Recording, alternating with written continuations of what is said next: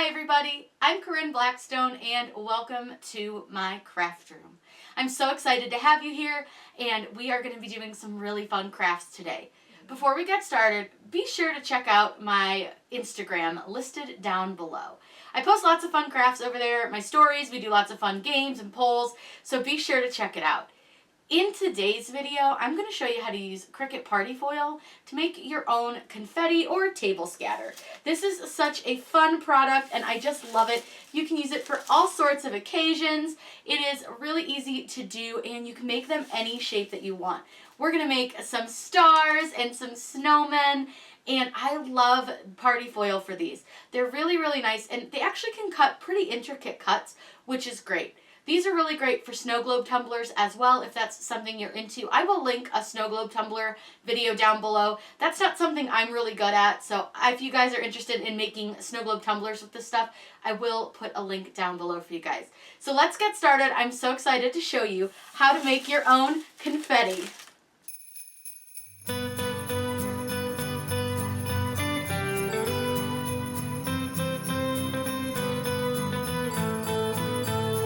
There are a lot of reasons to make your own confetti and I'm going to show you how to do it. It's really fun and really, really easy. I'm just going to use some silhouette images that I got off of Google, so I'm going to show you how to upload those. Just click upload and then upload image. You're going to click browse and find the folder that you have them saved in. I saved mine into my Cricut folder and then under my Christmas designs. I have a tree and a couple other things that I have that we can use as silhouettes. So I'm using a reindeer silhouette. So he's really cool. I'm going to go ahead and set him to complex and click continue. Now I can use the automatic background remover or I can just click and remove the background. It's pretty easy. So I'm just going to click it. And then I want to preview my image just to make sure that my lines are fairly clean. And you can see that they're not. So what I want to do is I'm going to click undo. I'm going to go over here to more options and I want to change my color tolerance to 100. Let's go ahead and try removing that background again and then previewing it. You'll see how much cleaner your edges are. So if you get an image that doesn't have clean edges, go ahead and try changing your color tolerance. I'm going to click apply and continue and I want to save him as a cut image. So go ahead and click upload. I'm going to upload the rest of these really quickly by just doing the exact same thing that you just saw me do. Very, very easy to do. Jingle bell, a sound that's oh so dear. Frosty the snowman is all around town. Watch out for reindeers are falling down. We stay up waiting for Santa tonight. Once I have the 3 images that I want to use, I'm going to go ahead and select each of them and click add to canvas. I'm also going to add a star to our designs as well, just so we have a couple of different shapes that I feel like work for Christmas pretty well. So let me go ahead and spread these out a little bit. They are going to be a bunch of different sizes right now, but we'll address that in just a second. Let's go ahead and grab a star shape from Cricut Design Space. Now you can make your confetti as big or as small as you want really. I like to do my confetti at usually about 1.5 inches or so. You can just sort of play around with it and figure out what works best for you. But like this snowman's going to be a little bit bigger because he is so wide and tall. So he may just be a little bit wider than 1.5 inches. And then same with this reindeer because he is pretty big. He's going to be a little bit larger than 1.5 inches. But that's okay. It's a matter of just kind of playing with them and figuring out what size works best for you. So I'm going to go ahead and reduce the sizes on these. That looks pretty good right about there. Okay, so once you have these all set, I'm going to go ahead and make sure to change my star over to black so that they're all the same color. Now I'm going to cut these on 4 different colors. So what I want to do is select the entire design, click duplicate, and it should give me another set of 4 of these. It may take a second to get that other set pulled up. So now we have another set. Now what I can do is just select both of the sets and click duplicate again. And that'll give me all of the sets that I need. I need 4 separate sets. Now that I have my 4 separate sets, all I'm going to do is just change the colors to just anything random. It's just a matter of like making them so they're all the same color for each set. We'll cut them on the party foil in different colors so that you guys can see. But all I'm doing is just changing them, and I'm making them very distinct different colors just to make it easy to see what I'm doing. From here, all we have to do is click Make It. Now, we want to make multiples of these. We don't just want 4 of each. So let's try to do 10. And we'll see if how many of those will fit onto our page. A lot of times I'll just sort of guess at a number and then I'll go from there to see how many I can fit. So it looks like I can fit more than that. So let's try 15. And I'm just going to up it a little bit until I see that it can no longer fit anymore. So let's try 16. Click apply. So I just like to fit it on a 12 by 12 sheet best I can. Now I see that there's like a rogue star. I guarantee you I can fit that on the page. So if you see you have one left over, all you need to really do is click on those 3 dots, click move object, and then click on the mat that you want to move it to. Now I am 99.9% sure that star fits there just fine. So I'm going to go ahead and do that to each of these because really Cricut Design Space doesn't necessarily put things in a way that really saves you the most material. Now you could absolutely have set this up so that it would print a couple extra stars to really fill everything in, but in this case I don't really care that much. It's totally fine. So what I'm going to do is click move object, and I'm going to again just move it over to that other page. You could really just delete the star, but I feel like it's okay to just save it. But if you didn't want to cut it, all you have to do is instead of click move object, just click hide selected. But like I said, I have space, so I'm just going to go ahead and move the star over, and we'll just have that random star cut. Now we are cutting this on party foil. Now one thing I will say is before you start this project, make sure you do some test cuts on some party foil because the party foil setting didn't work for me, but I know it works for others. So what I'm going to do is actually make a custom setting because I know that it doesn't work. So what I'm going to do is browse all materials. And in this lower corner, you can see where it says material settings. Click on that. It's going to bring up the machine that you have connected and all of the material settings that you have. So you can see you have tons and tons and tons and tons of settings. And you can see here the party foil. The party foil is set to 275. That wasn't enough pressure, and I even tried it with more pressure and it didn't work. So if you scroll all the way down to the very, very bottom, you can click right here where it says add new material.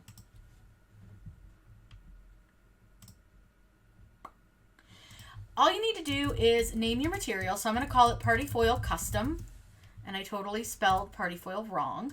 I forgot the T. I always like to put custom after them. That way I know that I made that setting.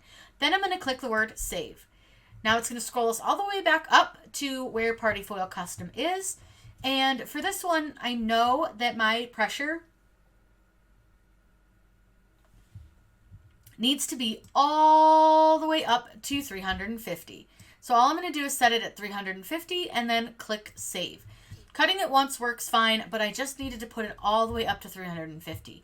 Now granted, I could have used any of the settings that were set at 350, but I like to make a custom setting. That way next time I know to use that setting. So I'm going to scroll all the way back up to the top and just close this out.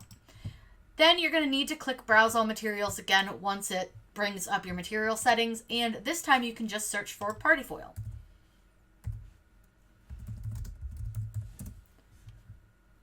Then you'll see that you have your party foil custom setting. Select that and click done. Now I am using the Maker 3, so I do need to make sure to tell it to remember my material settings. I'm going to take you over to the machine and show you guys how to load the mat with your party foil.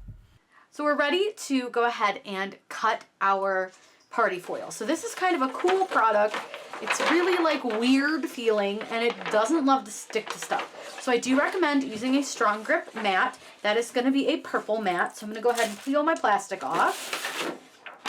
And I'm going to show you guys how I load these because this is a really long sheet of material. So let me pull my machine up a little bit so you guys can see this better. So what I do is I'm going to put my mat under my machine just a little bit so like there's just a couple of inches showing.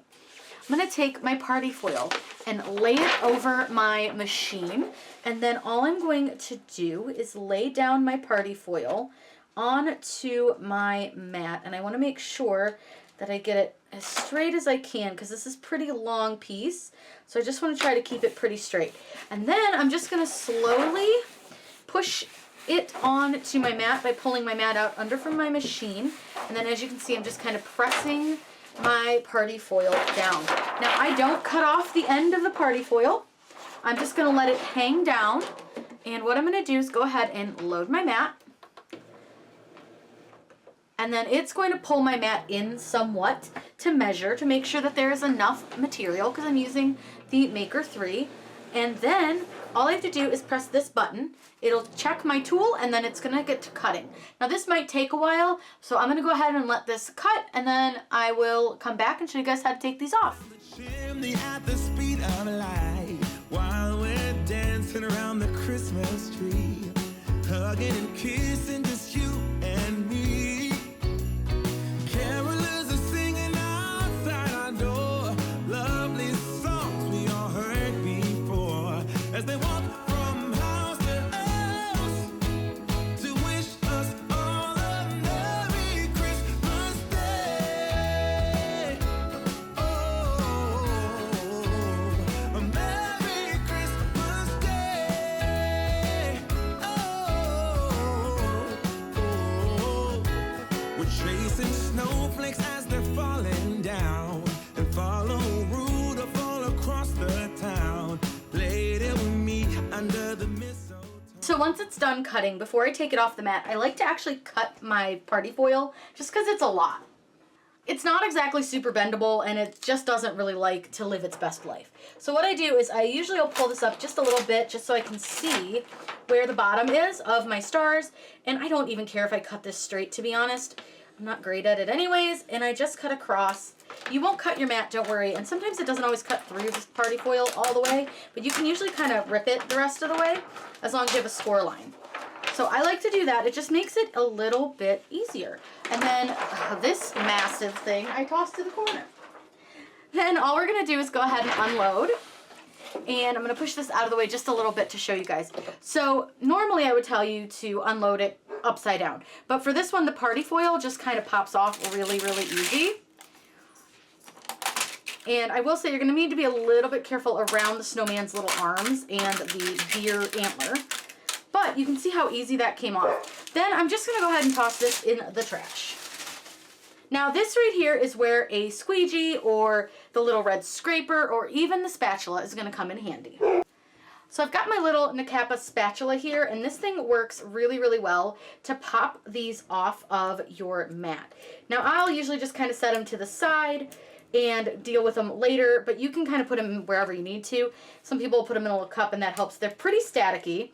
So just remember that, and sometimes they're just very stuck because this is a strong grip mat. So I'm going to go ahead and get all of these popped off, and honestly sometimes putting the spatula upside down, so like counterintuitive to the way you think you would put it, works really well too, and sometimes they just go flying. So this is a really fun product to work with. So I'm going to go ahead and finish peeling all of these off, and then we'll come back. I'll just let the rest of them cut. You guys don't need to see it, and then I'm going to show you what everything looks like. Here is the finished confetti. It was super fun and super easy to make. I used 4 separate colors. As you can see, I have gold holographic, green sparkles, then we have plain blue and plain red. I wanted to make this really super colorful for the holidays, and I think this came out really, really fun. This was, again, something that you can do for just about any occasion. These are great for birthdays, parties, bachelorette parties, weddings. You can use this as table scatter or as confetti. It's really up to you what you want to do with it. But it was really fun, really easy, and all we did was just cut some shapes out of Cricut Party foil. I'll put links to all the products used down below in the description. Just make sure that you click the little down arrow under the video so that you can see all the info and links. If you guys have any questions, please let me know in those comments down below. I always love to hear from you guys. I hope you guys had so much fun checking out this video on how to make your own confetti. Have a great day and happy crafting!